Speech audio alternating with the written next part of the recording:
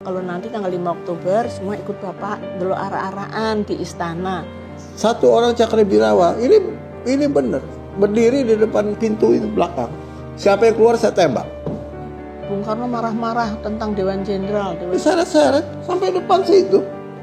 Taruhlah pinggir jalan situ. Itu kan marah banget, jadi ibu bilang, "Wes, semua serahkan ke negara. Bapakmu sudah diambil, semua serahkan semua ke negara." Jadi itu dijadikan museum.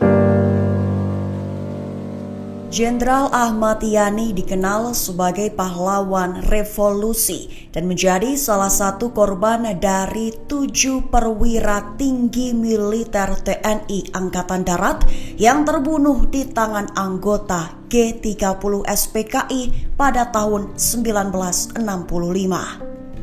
Peristiwa G30 SPKI menyisakan luka mendalam bagi anak-anak Ahmad Yani yang menjadi saksi aksi penculikan dan pembunuhan sang ayah di rumah mereka. Amelia Ahmad Yani dan Untung Mufreni Ahmad Yani, anak ketiga dan ketujuh Jenderal Ahmad Yani, masih ingat betul detik-detik peristiwa G30 SPKI yang menghancurkan keluarga mereka. Amelia masih ingat di sore sebelum sang ayah dibunuh, kondisi di rumahnya masih penuh kehangatan dan tak ada pengamanan lebih seperti hari biasa. Namun di sore itu ada kata-kata dari Jenderal Ahmad Yani kepada anak-anaknya yang seolah menjadi firasat kepergiannya. Waktu itu memang tanggal 30 September itu istimewa ya buat saya sama adik-adik saya yang berempat. Bapak tuh ganti baju, terus ke situ berdiri di bar itu, menghadap ke sini, ada kursi yang bundar-bundar itu, saya duduk di seberangnya, saya sama adik-adik. Nah, Bapak tuh ngomong begini, "Engko tanggal 5 Oktober semua kabeh melu Bapak, semua ikut Bapak ke istana gitu. Nonton ada ara-araan," kata Bapak. "Gak usah sekolah," kata Bapak. Ya kalau kita senengnya minta ampun ya, gak usah sekolah, bolos semua, bolos. Bapak bilang bolos. Seneng banget hari itu. Gak tahu Mas Untung di mana, tapi berempat nih, cewek 4 nih, bareng terus. Tapi kata-kata bolos itu sampai ke telinga kita, iya kan? Nah, sampai seneng lah kita. Jarang ada orang tua yang bilang anaknya suruh bolos, jarang. Pak Yani itu bilang. Kalau Bapak tuh nggak apa-apa kalau kita bolos, Mas. Kalau ada upacara militer gitu, loh kok nggak sekolah, mau melu Bapak itu, oh seneng Bapak. Saya bilang, oh enak sama kancane gitu, malah Bapak saya itu. Nah terus itu sore siang itu sambil nunggu makan siang, Bapak bilang kalau nanti tanggal 5 Oktober semua ikut Bapak dulu ara-araan di istana. Kita kan ke istana aja nggak pernah ya, seneng. Nah itu terus Bapak pergi main golf ya Tong. Terus sore itu pulang ke belakang ya, lewat pintu belakang ada anak-anak taruna Akademi Militer kan mau upacara 5 Oktober kan udah pada datang tuh. Biasalah lihat cewek-cewek gitu ya, lihat perempuan tuh di belakang kita ngobrol. Wah, lihat Bapak datang pakai baju olahraga sih Bapak golf ya. Mereka semua berdiri, beri hormat pada panglimanya. Bapak saya itu kan nggak banyak bicara, dia bilang, seneng ya sama adik-adik, silahkan aja gitu. Mereka ini paling senang sama taruna, kata Bapak saya gitu. Nah terus Bapak saya masuk, duduk di kursi biru ini loh Mas. Ada pisang goreng. Setiap sore Mbok Mangun si Mbok kita yang udah ikut kita sejak kakak saya pertama lahir sampai yang ke-8 lahir itu, Mbok Mangun yang cuci hari-hari kita gitu ya. Jadi dia goreng pisang goreng. Dan di situ teh sama pisang goreng di meja itu. Dan sering juga kita nonton TV sama Bapak. TV-nya ya ini, hitam putih ya. Kita di bawah, Bapak di kursi biru nonton gitu. Nah, sore itu habis gangguin kita, saya di kamar mandi sama adik-adik saya di kamar mandi Bapak ketok-ketok, itu pokoknya ganggu aja gitu. Nah, itulah terakhir.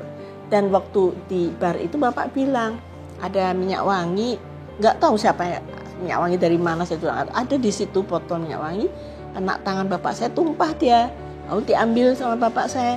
Terus dikasihin ke saya sama adik-adik saya berempat. Nek ana sing takon wangi nis kondi, kalau ada yang tanya wangian dari mana, bilang ya saka Bapak gitu. Itu mungkin kata-kata wasiat terakhir ya. harumnya itu memang sampai sekarang. Makanya ya kita nggak ada pikiran apa-apa. Tapi sore itu tamunya banyak sekali Bapak. Ada Pak Basuki Rahmat, Pangdam Jawa Timur, terus sama beberapa perwira duduk di situ. Nah kita bisa duduk di sini, jadi tamu pun kita bisa lihat. Karena kita duduknya di sini belajar sambil dengerin tamunya ngomong apa gitu ya. 30 Oktober. 30 September. 30 September. Dan di situ ada Pak Basuki yang melaporkan gedungnya Gubernur Jawa Timur dirusak Gerwani. Itu laporannya itu. Terus Om Bardi, ajudan bapak saya yang piket malam itu di depan situ kan. Datanglah ajudan Bung Karno namanya Pak Gandhi, Brigjen Sugandi. Sugandi bilang gini, aku mau ketemu bapak. Terus kata Om Bardi, silakan aja. Kan sama-sama tentara gitu ya. Silakan aja langsung, kan bapak ada tamu. Ah kamu aja nanti yang lapor, kata Pak Gandhi. Oh, tentang apa? Ini Bung Karno marah-marah tentang Dewan Jenderal gitu. Terus Om Bardi bilang, udah langsung aja. Nggak mau, Pak Gandhi itu kamu aja yang lapor. Gitu. Nggak jadi, Pak Gandhi pulang. Nah tamu-tamu yang ini juga pulang, terus mungkin ibu pamitan sama bapak.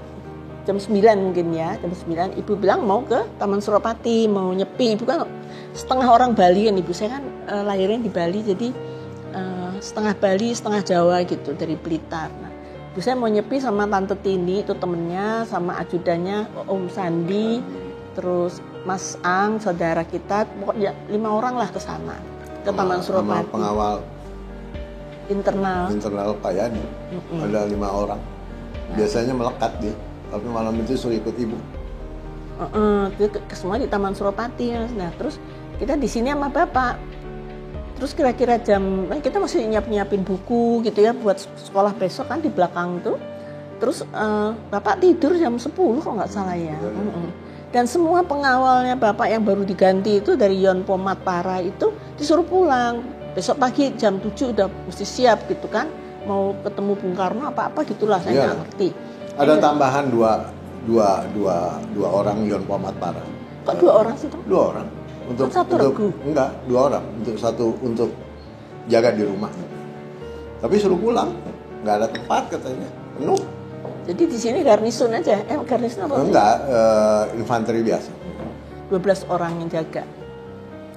Nah malam itu bapak tidur. Itu batalionnya Latif itu. Iya, anak buahnya Latif. Nah malam itu kakak saya yang pertama Mbak Ruli yang di UI itu dia lagi latihan di Batu Jajar. Oh, dia militer ceritanya tuh mahasiswa. Resimen Mahajaya. Teman-temannya pada terjun gitu. Dia ke sana.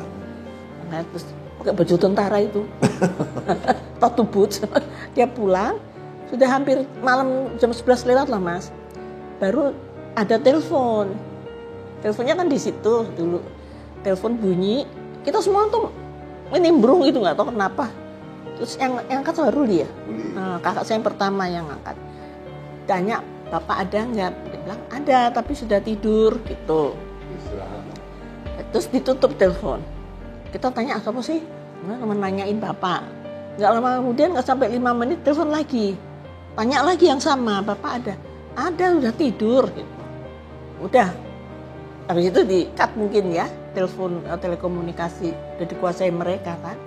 Nah, ibu nggak pulang-pulang. Nah, Mas Edi tadi adik saya itu kira-kira jam 4 lewat 1/4 mungkin. Dia ke belakang sama Mbok Milah ya satunya, bukan Mbok Mangun ya, Mbok Milah. Nyariin ibu kok belum pulang. Nah, karena ibu pergi itu nggak ada yang dikunci pintu-pintu. Masuk-masuk aja gitu, pagar juga nggak ada yang digembok itu nggak ada. Tapi tiap pintu itu ada yang jaga dong. Dijagain. Ada yang jaga. Mereka toh? Enggak, dari yang jaga di rumah sini. Oh. Titik-titik lah kan. Mungkin bapak ya nggak mungkin ada maling mau masuk gitu ya. Ya udah pede lah, udah percaya diri lah. Bapak tuh sangat percaya diri memang. Kalau di meja makan ngomongnya selalu kalau tentara itu kill or to be killed gitu ya, membunuh atau dibunuh, itulah tentara TNI gitu. Nah, terus makan siang bareng ya, terus habis itu Bapak tadi saya ceritain sore ya, Bapak makan pisang goreng, minum teh, ada tamu, malam tidur. Nah, kita Edi tadi nyariin ibu, Mas Untung bangun kali ya? Enggak, Edi biasanya kami tidurnya berempat, ibu, bapak, saya, Edi. biasanya, ya kan? Tapi malam itu enggak, karena mungkin nggak ada ibu kan. Nah biasa kan kalau anak-anak kan sama ibunya lah, bukan sama bapaknya kan. Bapak tidur sendiri, saya tidur di kamar sana. Gitu kan. Edi ya di sana juga lah. Kalau Bu Amelia ini di belakang sama Mbak Yuni belakang situ. Untung Mofreni menuturkan pada malam G30 SPKI saat sang ayah berusaha diculik oleh Cakrabirawa, sang ibu tak ada di rumah karena sedang menyepi di Taman Suropati Menteng. Disebutkan Untung bahwa kala itu seluruh rumah tak dikunci karena biasanya sang ibu akan pulang dini hari setelah menyepi. Namun siapa sangka bukanlah sang ibu yang datang pada dini hari, melainkan sekompi Cakrabirawa datang mengepung rumahnya. Kala itu adik Untung yakni Sura Edi Ahmad Yani yang terbangun mengira sang ibu pulang. Terkaget-kaget ternyata yang datang adalah pasukan Cakrabirawa. Oleh Cakrabirawa, Edi diminta untuk membangunkan sang ayah yang masih tertidur. Bangunnya sang jenderal dari tidurnya inilah kemudian menjadi awal tragedi berdarah yang disaksikan oleh anak-anak Ahmad Yani. Dan bangunlah Edi, keluarlah dia dari kamar tuh ke sini. Ketemulah Cakrabirawa. 5 orang, itu yang inti, yang masuk 5 orang masuk ke belakang sini. Cuman di samping-samping itu juga banyak. Yang datang itu bukan 2 kijang, enggak, pakai bus, pakai truk, banyak. Istilahnya 1 kompi lah istilahnya, banyak. Dah, temu Edi, ditanya, Bapak, tolong bangunin Bapak dipanggil presiden, keadaan genting. Ya, Edi masih kecil juga tahu ada Bikora konfrontasi dengan Malaysia, tahu dia, ya kan. Tolong bangunin Bapak dulu. Masuklah Edi, bangunin Edi. Pak dijemput sama Cakrabirawa. Ngapain Cakrabirawa isu-isu teko gitu kan? Memang ada agendanya Pak Yani, itu ada agenda jam 8 kalau nggak salah itu disuruh menghadap ke istana. Urusannya apa nggak tahu, pokoknya ada agendanya. Dicatat kan sama ajudan biasa kan gitu. Keluarlah Pak Yani sama Edi dari kamar situ. Terjadilah pertengkaran sini. Mas pikir aja, yang dibentak-bentak tuh bintangnya 3 Mas. Ya kan, Letnan Jenderal Menteri Panglima Angkatan Darat waktu itu. Yang bentak siapa Mas? Sersan, Kopral. Siapa yang nggak marah? Sersan dimarahin Kopral ya dibentak-bentak Kopral aja sersannya marah kok. Ini jauh sekali. Boleh dibilang dia komandannya lah, ya kan? Di Angkatan Darat dia paling tinggi. Meskipun ada Pak Nas, Kepala Staf Angkatan Bersenjata waktu itu kan Pak Nas. Dibentak-bentak. Siapa orang dibentak-bentak? Mau ganti baju, dipanggil presiden katanya. Mau ganti baju nggak boleh. Mau cuci muka nggak boleh. Dibentak lah Pak Yani. Siapa yang dengar? Edi lah yang dengar. Karena dia di belakang situ. Saya di dalam.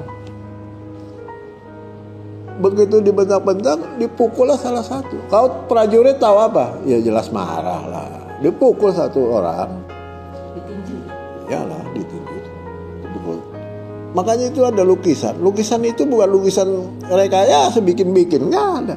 Itulah yang terjadi di sini. Itulah yang terjadi di rumah sini. Siapa yang lihat? Edi lah, karena dia di belakang situ. Ya, dipukul, ambil senjatanya, tapi dilempar balik. Balik, tutupin ya. Kalau tentara tahu apa kok? Kan gitu. Ya jauh lah. Urusannya presiden, urusan negara ya nggak tahu lah dia. Iya kan?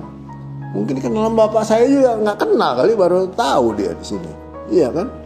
Udah tutup pintunya. Begitu tutup pintu, salah satu orang yang komandannya ini. Jadi tembak bener Mas. Tutup pintu tembak. Saya udah di situ. Jadi apa yang terjadi malam subuh itu kita lihat. Ada saksinya. Ada saksinya. Begitu suara menggelegar tembakan, bangunlah semua. Termasuk Bu Ameli juga yang di belakang. Bangun yang di sana, tanya kakak saya nomor 5. Ada apa tuh? Bilang gitu. Itu bapak ditembak. Udah kan? Keluar kita. Ini langsung diseret. Diseret, bukannya diangkat. Enggak. Kalau di film masih diangkat tangannya. Kakinya diangkat, tangannya diangkat. Di sini, diseret-seret sampai depan situ. Taruhlah pinggir jalan situ. Kita ngejar dari belakang nih, iya kan? Ibu Amelia coba mau keluar dari kamarnya nggak bisa karena dia dorong-dorongan sama Cakrawirawa. Nah, kita ke belakang situ. Satu orang Cakrawirawa, ini bener berdiri di depan pintu itu belakang. Siapa yang keluar saya tembak. Akhirnya apa? Anak Pak Yani masih perentil-perentil gitu, perempuan 6 ditambah 2 laki-laki. Apa? Nangis aja Mas. Nangis di situ. Nangis nggak tahu mau ngapain, dia duduk situ. Coba bapaknya dibawa pergi nggak tahu kemana, ya kan? Nggak ngerti gimana. Amelia Yani bersaksi bahwa dia melihat ada puluhan orang yang mengepung rumahnya saat Cakrawirawa masuk ke rumahnya menculik Ahmad Yani. Amelia mengaku sangat trauma karena mendengar rentetan tembakan yang rupanya menewaskan sang ayah. Amelia yang kala itu masih berada di kamarnya berusaha mengintip keadaan dari jendela. Dengan kedua matanya, Amelia menyaksikan tubuh sang ayah diseret oleh Cakrawirawa. Amelia dan ketujuh saudaranya kala itu tak tahu harus bagaimana. Mereka berusaha mengejar orang-orang yang membawa ayahnya, namun tak berkutik karena ditodong senjata api. Yang saya dengar tembakan itu kayak halilintar gitu loh, gitu ya. Suaranya kan kaget. Saya ngintip gitu, banyak banget orang. Jadi saya keluar sama adik saya, bareng-bareng sama mereka lah pokoknya. Karena mereka juga udah mau pergi kan, udah ketangkep yang dicari kan. Terus di pintu yang belakang itu, pas bapak saya lewat depan saya itu, saya lihat sih matanya terpejam ya. Tapi saya nggak tahu apakah sudah meninggal apa belum, tapi matanya terpejam. Dan adik-adik saya kan di belakangnya bapak tuh, kejarnya. Di belakangnya yang digendong, yang dipopong itu. Dipopong lah, diseret lah. Enggak, yang ditinju bapak kan nggak so tangi deh. Enggak, masih dipopong sama temen-temennya, apa diginiin loh. Nah terus ya itu tadi kita nangis, kita bapak gitu. Tapi si orang yang di luar itu, si tentara yang jaga itu cuman gini aja Mas, dia ngeliatin gitu. Dia sendiri mungkin juga nggak ngerti apa yang terjadi ya. Cuma kita nangis sampai di pintu belakangnya Mas Untung tadi bilang. Terus mereka ngokang senjata, kalau anak-anak tidak masuk semua akan dihabisin juga katanya. Bapak itu sampai di jalan karena dulu Mas ya, gedung yang tempat penjaga tuh cuman kecil, belum ada bertingkat tuh, jadi terbuka kan, area itu kelihatan gitu loh. Nah bapak itu dilempar ke truk, langsung gurung-gurung gitu suaranya kendaraan, arahnya itu ke pasar rumput yang kita tahu. Jadi panggil Om Bardi, nggak bisa pakai telepon, Mbok Milah yang kesana. Om Bardi datang, dia cuman gitu, Om dia lihat darah di mana-mana kan, tuh Om darahnya itu Om gitu. Kita udah gitu aja lapornya. Tiba kemana? Kesana Om, kesana gitu. Terus Om Bardi itu makin ya, gitu dia nggak ngerti harus gimana ya. Datang ibu, yang seperti Mas langsung cerita ibu saya datang, loh. Pagi-pagi non udah bangun, bu bapak lo, bapakmu kenapa? Bapak dibawa bu, darah di mana-mana kan, ibu pingsan, cari, ibu bilang gitu, kita nggak ngerti. Ngomong sama ajudannya, golei bapakmu sampai ketemu, begitu, ibu itu. Beberapa menit setelah peristiwa penembakan Jenderal Ahmad Yani, sang istri yakni Yayu Rulia Sutowiryo pulang selepas menyepi di Taman Menteng. Yayu yang baru pulang terheran karena melihat putri-putrinya sudah terbangun di waktu subuh. Bak disambar geledek, Yayu pun terkulai lemas mendengar cerita dari anak-anaknya akan peristiwa yang menimpa Ahmad Yani. Datanglah Bu Yani nggak berapa lama dengan rombongan, dengan pengawal, dengan ajudan datang. Dia nggak tahu kalau ada kejadian itu. Dia cuma bilang, "Ano apa non?" Gitu kan. Kok udah bangun pagi-pagi, ada apa non? Diceritain sama kakak saya yang nomor 2 itu, Bu Emi. Ceritain, ini Bu ada penembakan, Bapak di... Ya, kita panik. Bu, Bapak Bu, gitu aja bisanya. Kenapa Bapak dibawa Bu? Oh, ibu saya. Bawa ke sana. Kemana sana ya? Juga nggak ngerti ya kemana. Itu tunjuk sana aja. Minta ampun. Ibu saya panik. Jadi kejadian itu nggak bakalan hilang Mas dari kita. Nggak bakalan. Saya tanya ke semua. Kan penembakan atau penculikan kan di rumah-rumah masing-masing. Apa perasaan kamu? Nggak bisa terima. Nggak bisa hilang dari ininya dia. Masuk September itu bukannya kita senang-senang, ya kan? Ada lagunya September Ceria. Nggak ada September Ceria buat kita. Labu masih mending gelap. Gelap. Itulah yang terjadi di sini. Apa yang terjadi di Lubang Buaya? Nggak ngerti kita, nggak tahu. Tapi ada saksinya, almarhum Pak Kitman yang ditangkap di rumah di Panjaitan. Dia patroli, dengar tembakan dia menuju sasaran, ditangkap pula dia di situ, iya kan? Dibawalah dia ke Lubang Buaya, ditutup matanya pakai pita itu, bawa sana, sampai sana dibuka pitanya, dilepas aja dia di situ. Dia ada di dalam rumah Pak Guru itu yang di Halim, yang di mana, Lubang Buaya. Apa yang terjadi di sana, ya dia yang lihat. Apa yang terjadi di rumah, ya kita yang lihat. Udah itu aja. Jangan dibilang itu rekayasa. Dari mana rekayasanya? Nggak, saya suka dongkol aja kalau udah ngomong kayak gitu. Hah? Ada lagi. Dan Pak Kitman dengernya gini, Yani istipateni. Terus sukses gitu, laki-laki dan perempuan. Iya, kita nggak dengar. Ya mereka itu cerita Pak Kitman kan, dia dibawa ke Lubang Buaya, dia dengar mereka Yani istipateni, kok Yani istipateni itu loh. Ada yang bilang nggak ada niat mateni. Ya, kalau nggak niat mateni, bawa dong ke Istana Merdeka. Ini nggak ke Lubang Buaya. Iyalah, ganti baju mandi aja mau bilang dipanggil presiden nggak boleh kok. Pakai piyama Mas mati, pakai piyama dia mati. Baru bangun tidur, dia juga nggak tahu kalau mau dihabisi, nggak tahu dia. Apalagi kita, hah? Gimana nggak sakit hatinya kita? Bapak kita sehat walafiat, kita happy, kita senang, ya kan? Tiba-tiba jam 4 pagi udah hilang, nggak ketemu lagi. Ketemu jenazahnya kita nggak lihat lagi karena udah rusak. Kalau Mas lihat di fotonya belakang itu, rusak dan bau. Itulah, itu ceritanya. Ada lagi cerita lagi, bukan cerita, kejadian bener. Begitu jenazah Pak Yani diangkat sampai di atas, itu lehernya kelepek katanya. Kata yang angkat, seorang marinir yang angkat, hampir putus Mas. Bagus masih ada tulang lehernya. Mungkin hanya itu yang... Yayu dan ke-8 anaknya tak tahu bagaimana nasib Ahmad Yani yang telah dibawa Cakrabirawa dalam kondisi tertembak. Berhari-hari menunggu kabar akan nasib Ahmad Yani, Yayu dan anak-anaknya diungsikan oleh ABRI untuk mendapatkan perlindungan. Amelia, 8 saudaranya, dan sang ibu hanya menunggu kabar dari ABRI akan pencarian Dewan Jenderal. Mereka tak henti memantau radio dan laporan dari ABRI.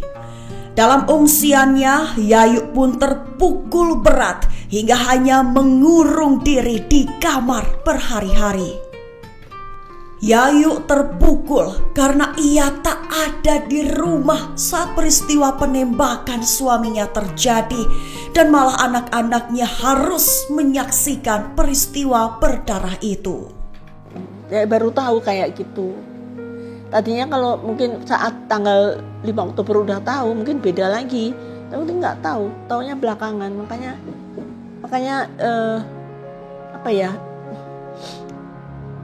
berat itu lihat itu. Nggak bakalan lupa, nggak bakalan. Berat sekali kejadian itu. Berhari-hari mengurung diri di kamar, Yayu akhirnya keluar kamar dan mengaku telah mengikhlaskan Ahmad Yani dan meyakini sang suami telah meninggal. Yayu mengaku didatangi oleh Ahmad Yani lewat mimpi dan berpesan untuk menjaga anak-anak mereka. Yayu lantas keluar dan meminta kepada keluarganya untuk disiapkan kebaya hitam untuk pemakaman Ahmad Yani. Benar saja, tak lama Abri datang membawa kabar telah menemukan keberadaan Ahmad Yani dalam kondisi meninggal dunia. Ibu pingsannya itu tadi di kursi biru itu, sampai datang Pak Umar Wirahadikusuma Pangdam Jaya kan. Pangdam Jaya, terus ibu tiduran di kamar itu, terus Pangdam Jaya yang ngobrol sama ibu. Om Bardi itu ngecek ke rumahnya Pak Parman nggak ada, rumahnya semua dicek sama Om Bardi karena itu kan asisten deputi ternyata semua tuh diambil, deputi dan asisten itu Pak Prapto, Pak Haryono MT, Pak Parman, Intel kan Pak Parman tuh. Nah itulah yang terjadi. Jadi ya terus rumah ini menjadi markasnya RPKAD kalau nggak salah karena kita diungsikan. Jam pagi itu jam 9 banyak tamu yang datang. Ya tamu datang juga kita mau ngomong apa kita juga nggak tahu siap kemana di mana. Nah kita bawa baju beberapa lembar aja terus kita dibawa ke pasar Minggu ya. Dulu belum ada Cipete, belum ada Kemang tuh belum ada ya. Jadi kita hanya kenal tuh pasar Minggu tuh gede sekali, tempat buah-buahan, Kebayoran Lama, Kebayoran Baru, Kemayoran itu kita ada itu. Tapi Menteng ada nggak ya? Ada lah. Ada Mentengnya. Jadi daerah tuh terbatas dulu. Ternyata itu di Kemang kalau nggak salah daerahnya. Mana? Siapa? Waktu kita Pasar Minggu. Pak Mariadi, Pasar Minggu. Ya sampai Bapak ketemu. Jadi di sana kita itu saya bawa transistor ya, karena dulu saya sering dengerin The Beatles tuh loh. Kan dulu nggak boleh Mas, dengerin lagu-lagu gitu tuh dilarang. Jadi ngumpet-ngumpet saya kalau hari Sabtu ke belakang nyari itu channel Singapura gitu ya. The Beatles tuh 1 sampai 10 tuh Beatles semua. Kayak apa gitu bayangan. Nah radio itu yang pagi itu didengar RRI bilang dikuasai gerakan 30 September yang mengatakan para jenderal yang akan melakukan kudeta sudah diselesaikanlah sama gerakan 30 September. Bung Karno dalam lindungan gerakan 30 September. Terus radio Australia bilangnya para jenderal yang diculik belum ditemukan, belum diketahui. Jadi dua itu kontras sekali ya. Nah kita di sana nggak ada listrik waktu itu, jadi nggak ngapa-ngapain, mak nunggu aja. Sampai suatu hari Minggu itu tanggal 3 Oktober jam 6 sore itu ibu saya keluar dari kamar, dia kan tidur aja, bukan tidur nangis aja. Keluar dia bilang gini sama Tante Tini itu temennya, bikinin aku kebaya hitam gitu ya. Buat apa Bu? Nanya loh anak-anak bego nih. Buat apa Bu? Bapakmu wis ora ono gitu. Tadi barusan datang ke ibu bilang jaga anak-anak, pesennya jaga anak-anak itu ya. Terus jadi ternyata Mas tanggal 3 itu ketika sumur itu digali oleh para penggalian dari lubang buaya itu, ya begitu digali gitu keluarlah gitu ya gaibnya itu bapak saya ke ibu gitu loh. Kalau kita mau bicara gaib ya gitu. Makanya ibu saya bilang bapakmu wis ra ono gitu. Barusan ke ibu jaga anak-anak gitu. Kita nangis aja malam itu. Nah terus tanggal 4 sore Om Bardi datang hari Senin itu dengan baju militernya yang udah basah, udah penuh lumpur, dengan mata merah keringetan. Pertanyaan kita nyambut dia cuma, udah ketemu bapak Om? Dia bilang sudah katanya gitu. Tapi dia langsung masuk ke kamar sama ibu, lama kita di luar nunggu apa nih beritanya. Kita belum tahu loh Mas waktu itu. Terus habis itu kita dipanggil ibu ya semua, masuk ke kamar ibu, loncat semua ke tempat tidur, ibu mau dengerin ada apa sih gitu. Nah, ibu saya cuma bilang gini, saiki bapakmu benar-benar tidak ada kata ibu saya. Yang ada cuma ibu sama kamu semua dan kamu harus bisa menerima kenyataan ini kata ibu. itu susah sekali nerima kenyataan itu tuh, susah buat kita ya. Dan kita nangis aja, terus ibu bilang, wis jangan nangis. Om Bardi nangis, Om Bardi itu nunduk tapi nangis ya. Wis jangan nangis terus, sekarang berdoa untuk bapak biar dia tenang, kata ibu saya. Kita berdoa. Saya Om Bardi, ibu saya bilang gini, pokoknya saya harus lihat kayak apapun bentuknya bapak, ibu harus lihat. Terus Om Bardi bilang, ibu lebih baik lihat fotonya saja, ibu akan bangga kalau lihat fotonya. Terus ya itulah, terus ibu, kita nggak boleh lihat, mungkin karena kepalanya putus dan sebagainya, nanti malah semakin parah ya, mungkin itu pertimbangannya ya. Kalau ya, foto-fotonya masih di belakang. Terus akhirnya jam 5 sore kalau nggak salah ya, kita pulang ke sini, di jalan terus sepi sekali, nggak ada apa-apa. Terus ya saya duduk di situ, kok kayak gini ya, kemarin masih ngomong bapak begini, kok sekarang kok nggak ada gitu. Nah ibu udah nggak bangun-bangun ibu. Kira-kira jam 10 malam kita semua ke MBAD, ke markas besar Angkatan Darat. Saya lihat di luar tuh tentara banyak sekali, pada nangis semua, tentara-tentara saya tuh nangis. Terus sampai di MBAD penuh dengan bau menyan, bau itu ada 7 peti yang diatur di situ, dijaga 4 taruna tiap peti. Ya udah tinggal lihat fotonya bapak sama di bendera merah putih ya. Ya itu sampai jam 11 atau jam 12 malam kita balik ke sini, besok akan dimakamkan gitu kan. Jadi ya udah, entah tidur entah enggak, saya juga enggak tahu lah. Pokoknya pagi-pagi kita siap-siap lagi ke MBAD, penuh masyarakat di sana. Terus ya Mas lihat filmnya kan ada itu. Terus ya itu pidatonya Pak Nasution yang sangat menyentuh, yang mengatakan fitnah gitu. Adik-adikku tidak saja difitnah tapi dibunuh gitu. Selamat jalan katanya. Terus diarak lah itu di atas panser. Nah itu ya bapak saya bilang, arak-arakan tuh itu semua melu, semua ikut bapak. Iya kita ikut, tapi ke istananya itu Taman Makam Pahlawan, bukan Istana Merdeka gitu loh. Jadi diarak di atas dengan didoain ratusan ribu manusia. Waktu itu masyarakat mendoakan, semua nangis, semua marah. Kita lewat Jakarta Timur ya kalau nggak salah, bypass itu.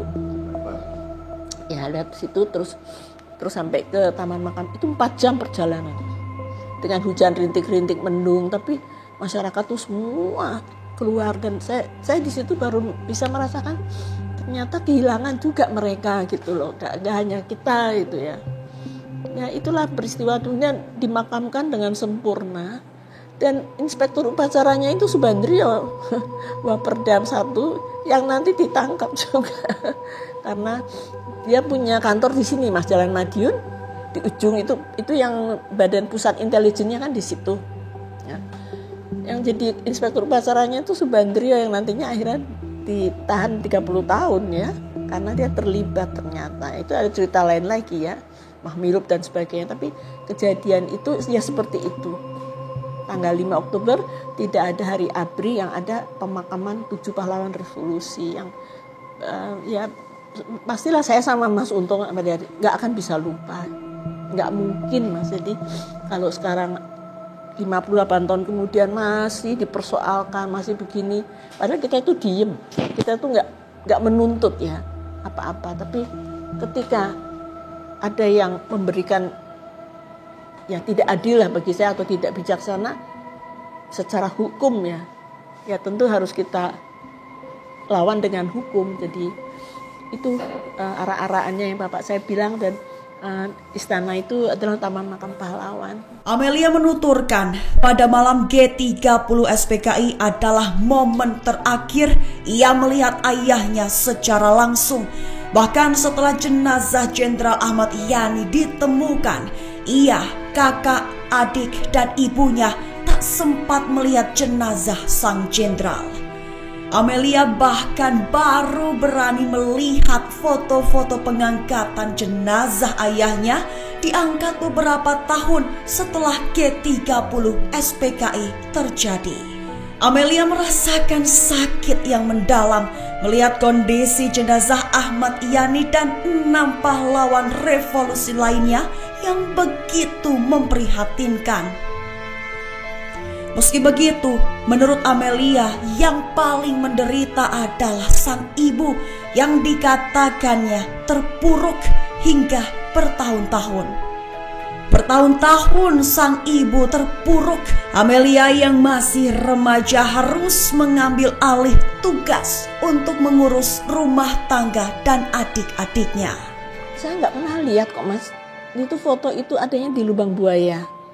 Dipasang waktu upacara Lubang Buaya, itulah saya baru lihat.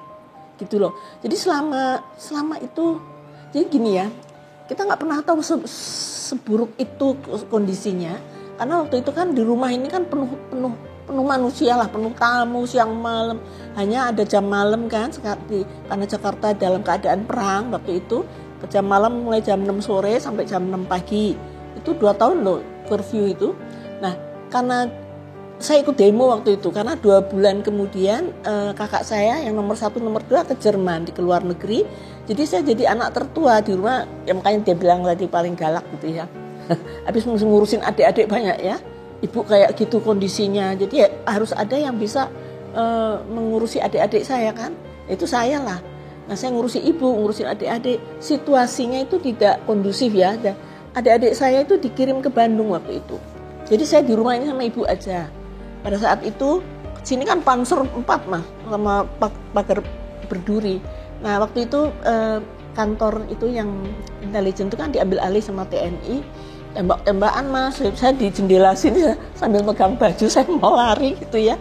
Itu diambil semua dokumen-dokumen tuh, tembak-tembakan Mas. Kan di Jalan Madiun itu loh, pas di pojokan itu. Jadi itu diambil alih. Kemudian habis itu ibu bikin museum ini.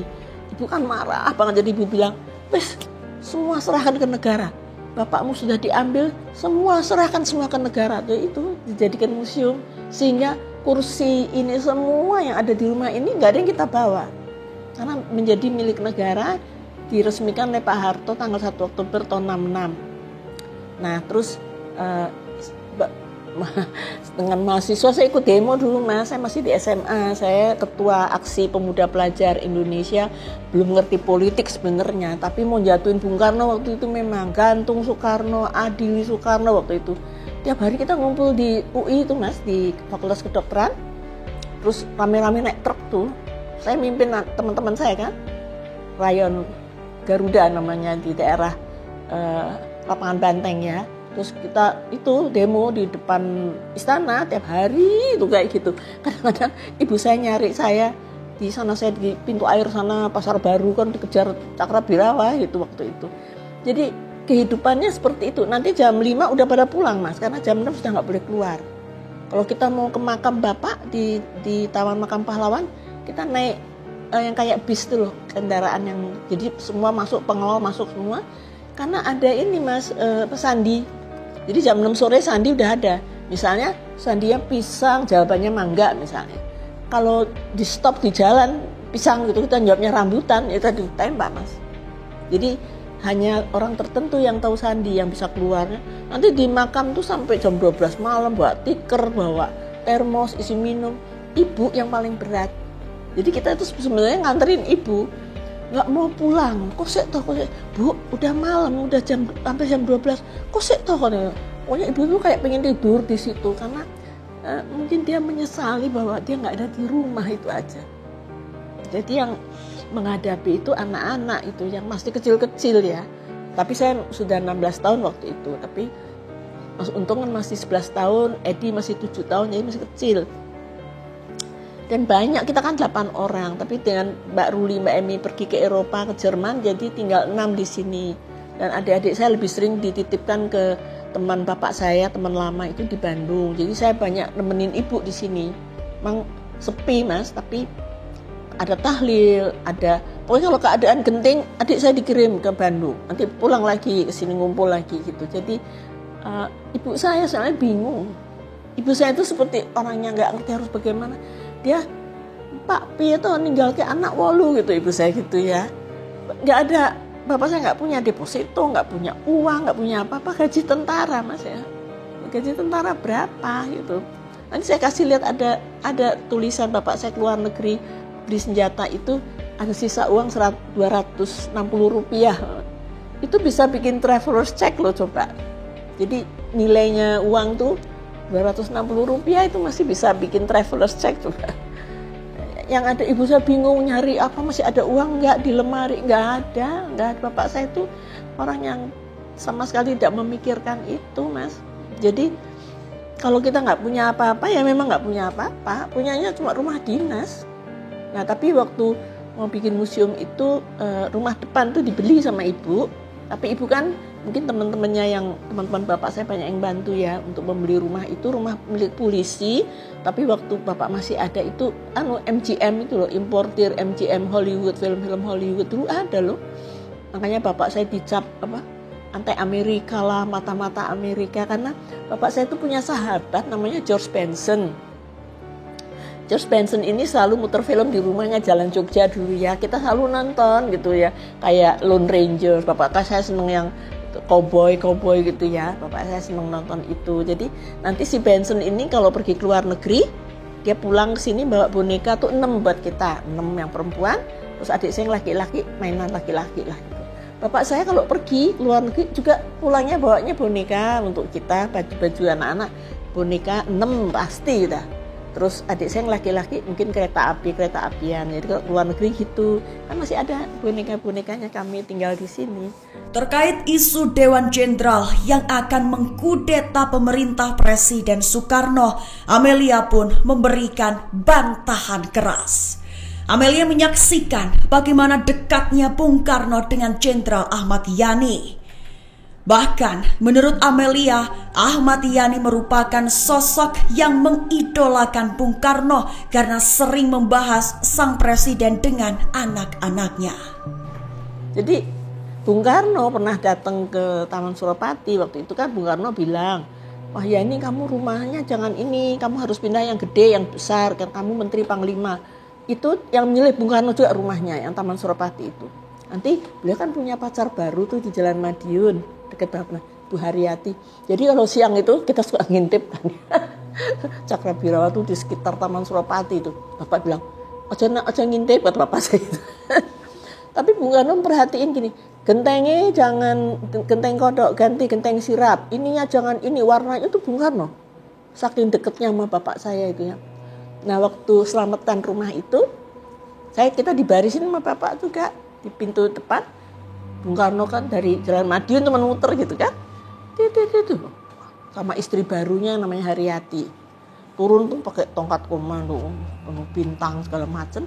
Sama dikenalkan sama bapak nomor 1 sampai nomor 8. Itulah pertama kalinya salaman sama yang namanya pemimpin besar revolusi gitu ya. Yang namanya tiap hari disebut bapak saya Oudeheer. Kalau lagi makan siang, kalau ngomong Oudeheer itu artinya, ini mesti ngomongin Bung Karno gitu. Jadi itulah bapak. Anak-anaknya dia berbangga sama anaknya, biar 8 itu dibarisin, dikenalin semua. Ya cuma gitu aja. Gak pernah gak dikenalin, Mas. Waktu itu kan saya masih anak-anak, gak ngerti politik lah ya. Hubungan Pak Yani Bung Karno itu saya hanya taunya Oudeheer itu artinya bapak yang dihormati itu ya. Jadi itu Bung Karno. Kalau ngomong Oudeheer sama ibu saya berarti udah deh, kita gak ngerti karena bahasa Belanda. Tapi kalau yang lain-lain yang sekolahnya priye dino iki, mbak kakak saya tanyain sekolah gimana, ada gitu ya, itu nggak apa-apa, itu biasa. Tapi udah Oudeheer, udah deh, ini pasti Bung Karno, udah gitu aja. Nah terus tentang hubungan bapak dengan Pak Harto, saya juga nggak tahu. Saya tahunya itu ketika saya sudah menulis buku, karena ibu saya selalu tanya, kenapa bapakmu kok dibunuh, itu salah apa dia gitu ya. Pertanyaan itu berulang kali kalau kita makan siang itu kan di telinga itu, iya ya kenapa ya gitu. Nah karena saya ingin tahu kenapa, saya tuh wawancara gitu loh Mas. Pak Sarwo Edi saya wawancarain, Pak Nasution, banyak jenderal, Pak Mitro Gendut, semua tuh saya wawancara. Tanya bapak saya tuh gimana sih gitu. Semua cerita, disitulah keluar cerita-cerita tentang, misalnya Pak Nas bilang sama saya, friksi antara Pak Nas dengan Pak Yani gitu. Itu Pak Nas yang ngomong. Jadi Pak Nas bilang, saya hanya seorang kepala staf, saya tidak punya pasukan. Yani menteri panglima angkatan darat, dia seorang komandan, dia pakai selempang merah tuh bajunya ya. Artinya komando, dia punya pasukan gitu. Sedangkan dia nggak ada. Dan waktu Yani dilantik sama Bung Karno, saya nggak mau. Jadi justru yang friksi itu sebenarnya Pak Nas sama Bung Karno ya. Kalau Pak Yani kan juniornya Pak Nas. Nah, saya nggak mau dilantik sebagai kepala staf. Saya maunya panglima angkatan bersenjata. Panglima tertingginya who else, Bung Karno lah. Tapi dia maunya itu Panglima Angkatan Bersenjata. Tapi Bung Karno nggak setuju, tetap Kepala Stan. Nah, Kepala Stan itu kan administrasi gitu. Nah kalau bapak saya kan Menteri Panglima Angkatan Darat, ya udah Menteri membawai departemen Angkatan Darat dan dia seorang komandan gitu. Jadi beda gitu. Nah terus waktu Dwi Korah itu dengan Malaysia itu Bung Karno membentuk yang namanya Komando Tertinggi Dwi Korah. Bapak saya kepala staf gitu. Kepala staf Koti ya. Jadi bapak saya hanya kepala staf Koti. Jalurnya kata Pak Nas itu langsung ke Bung Karno. Saya sudah tidak diajak konsultasi sama Yani. Nah itu mungkin friksi. Tapi bukan berarti Pak Nas terus benci sama Pak Yani. Ya, enggak lah. Gugur di usia muda dan meninggalkan anak-anaknya yang masih kecil, Ahmad Yani disebutkan Amelia meninggalkan warisan yang sangat berharga. Bukan harta benda, Ahmad Yani dinilai Amelia mewariskan sikap yang bisa diteladani soal pengabdian yang luhur. Apa warisan Pak Yani untuk putra-putrinya? Kan susah jawabnya itu. Saya bilang, ketika ayah saya tergeletak, tertembus peluru, 7 peluru yang menembus dada beliau, kami tidak bisa berbuat apa-apa, hanya bisa menangis.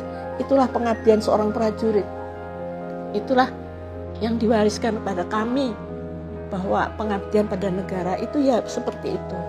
Nah, generasi muda, generasi mas-masnya harus punya jiwa itu, patriotisme ya. Makanya ada tulisan bapak saya gini, kenapa saya menjadi prajurit? Karena saya patriot. Karena saya cinta tanah air saya. Dan itu dia buktikan gitu. Nah warisannya itu mas. Bukan bentuk uang banyak deposit, bukan. Tapi warisan itu adalah prinsip untuk menjaga warga, menjaga tanah air, menjaga semua gitu. Terima kasih sudah nonton. Jangan lupa like, subscribe, dan share ya.